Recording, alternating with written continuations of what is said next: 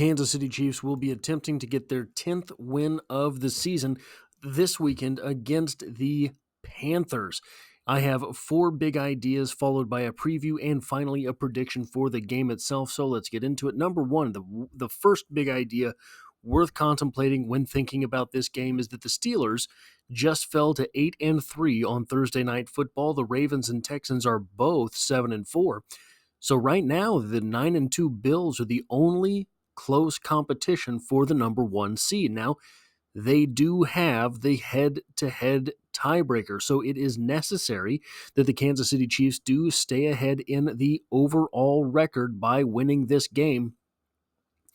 And one of the things that has been interesting about the Kansas City Chiefs and their opponents over the last few years, since they have had the mystique of being the Mahomes-led Kansas City Chiefs, is that oftentimes there is an emotional letdown the next week. Emotional letdown following a win over the Kansas City Chiefs. This is something that we have seen time and again. And unfortunately, the Bills find themselves on a bye week following the Kansas City Chiefs win, but we will see if that hangover will follow them into the following week and whether or not the Kansas City Chiefs are able to regain that game of lead should the Bills drop another one. Now, with the signing of DJ Humphries, I made a video over the signing of DJ Humphries last night. Technically, I made 2.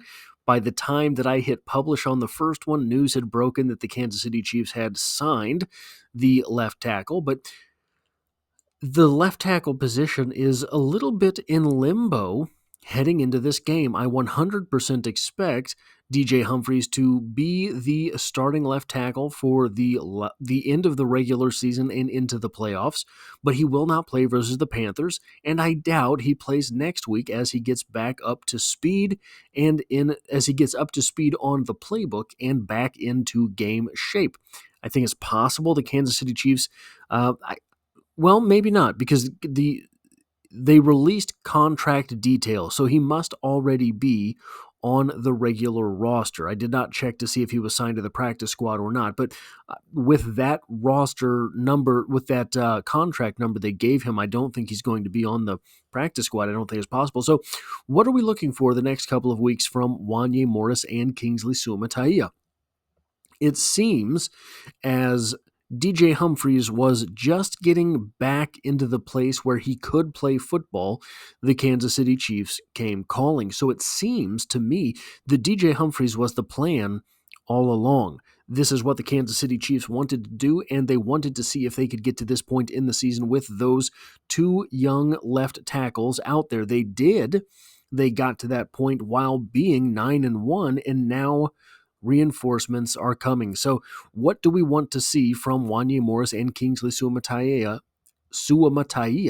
over the next 1 or 2 weeks? The Kansas City Chiefs have to use this game in order to find their pass rush. I have a little bit of what I think might happen later when the Panthers pass the ball in that segment of this show, but the Chiefs have to find some type of pass rush from the front 4. It has not been there. George Karlaftis is having an off year, forcing Chris Jones to have an off year, and the other 2 constituent parts of the Chiefs' defensive line, defensive tackle number 2 and edge number 2, have done absolutely nothing thus far this season. The last thing, big idea worth talking about here, we have every right to expect that this is going to be a get-right game for the Kansas City Chiefs offense. Now, that has been the case in the past, and it has not happened this season, but you have an offense that is nearly as healthy as it is going to be all season. You're going to get Isaiah Pacheco back, but let's be frank about things. Isaiah Pacheco was not as consistent as has been Kareem Hunt. So the running back position may have been upgraded with the signing of Kareem Hunt, no matter who else was healthy. Now, When the Chiefs run the ball, the Kansas City Chiefs are 23rd in the NFL with 111.4 rushing yards per game. The Chiefs are the Panthers are last in the NFL, yielding 160.1 yards per game. The Commanders beat the Panthers by the score of 40-7, with Marcus Mariota playing quarterback most of the game, not Jaden Daniels, because they were able to run the ball for 214 yards. In that time, Brian Robinson, Jaden Daniels, Jeremy McNichols, and Marcus Mariota all went over 30 yards rushing. Robinson with 71, Daniels with 50, McNichols with 42, Mariota with 34. With the imminent return of Isaiah Pacheco, I would look for the Kansas City Chiefs to wear some more of the tread off of the Kareem Hunt tires with another 20-carry day. Look for Carson Steele and Samaje Perine to be involved as well, because should the Kansas City Chiefs be able to get the running game going downhill, it could make for a quick game. Should the Kansas City Chiefs be able to get the running game going downhill, they could emerge from this game with as few worries as they've had all season. Should the Kansas City Chiefs be able to use the running game to just step on the throats of the Carolina Panthers, they have their best chance of emerging from this game without accumulating more injuries, without more doubts from inside the organization. Can we get this done this year, etc.? Just get on the field with an inferior opponent, run the football at them, and win the game. What about when the Kansas City Chiefs pass the ball? Well, the Chiefs are 11th in the NFL with 226.5 passing yards per game, and the Panthers are 24th in the NFL, yielding 226.8 passing yards per game. The Bears beat the Panthers 36-10 with Caleb Williams going for 304 yards and 2 touchdowns. The Panthers might be bad against the pass, but they don't give up a whole lot of great performances to wide receivers. The biggest game of the year against them so far is a 5-reception, 105-yard, 2-touchdown game from DJ Moore. There are only, I believe, 2 or 3 100-yard receiving performances against the Panthers' defense. And that 5-reception, 105-yard, 2-touchdown game, yeah, that's a big game. It's not a massive game. It's not a huge, ridiculously good game, especially when you're talking about going against a team that has won only 3 games so far this season. So the Chiefs will need, I think, Travis Kelce, Juju Smith-Schuster, DeAndre Hopkins, and Xavier Worthy all to perform to some degree in order to make this an easy victory. The Chiefs, I think, should be able to take advantage of the sheer talent disparity between these two teams in this game. What about when the Panthers run the ball? Well, the Panthers are 24th in the NFL with 110 rushing yards per game, and the Chiefs are 3rd in the NFL, yielding only 85.3 rushing yards per game. Now, that said, the Panthers have won 2 games in a row, and Chuba Hubbard went wild in those games. He averaged 4.8 yards and scored 2 touchdowns again in the win against the Saints, and he averaged 5.5 yards, going for 153 yards and a touchdown against the Giants.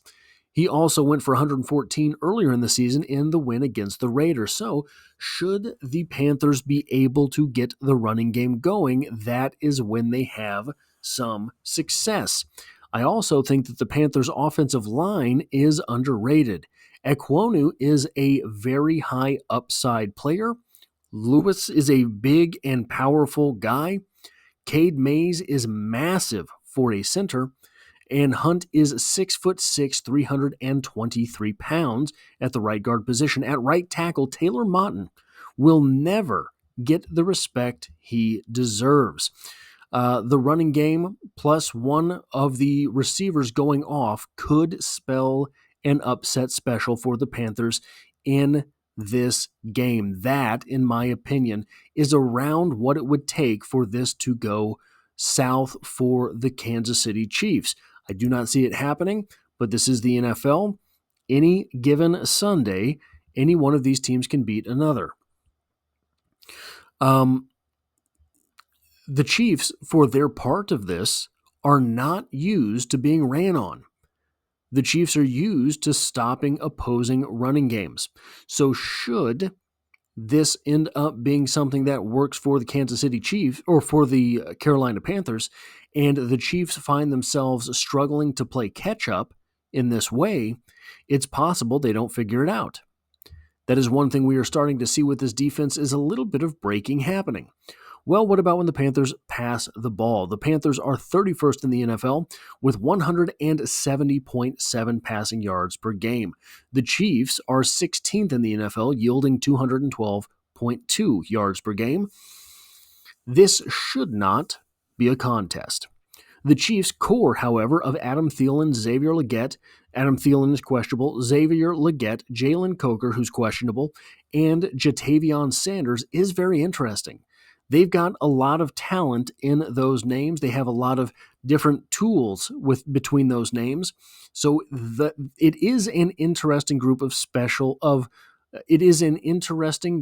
of skill position players when you throw Chuba Hubbard in as well. If Bryce Young gets it figured out, those young guys develop, the Panthers could be a team to watch. But I do not believe that they are there right now. The Panthers don't give up a lot of sacks, but the Chiefs should have some margin for error in this game. So it's possible, in my opinion, that the Kansas City Chiefs end up sort of playing around with some things, playing around with some blitz packages, playing around with some stunts, etc., and figuring out how to get those things done with live fire. It's one thing that they work on the practice field. It's another when it's a Sunday, right? So I think you might see more Joshua Uche. I think that FAU is going to have to dance or turn the music off, I think. There's going to be some things going on for the Kansas City Chiefs in this game on the defensive side of the ball that could be interesting heading into the playoffs. Final prediction for this game, the Kansas City Chiefs will win it 33-21. They should move to 10-1 on the season, regain their definitive lead as opposed to a half game type of lead versus the Buffalo Bills in the conference. And it should be something of a get-right game for every phase of this team. This team, however, is not particularly good at going through with get-right games. So we will see how things work heading forward. That is all I have for this video. If you like or appreciate what it is that I do on the channel, hitting the like button really does help me out, as it tells YouTube to share this video with other Kansas City Chiefs fans. And if you find yourself here by chance but not design, the Chiefs are the only thing I talk about on this channel, dropping multiple videos every single week, and I hope to have you back for the next one.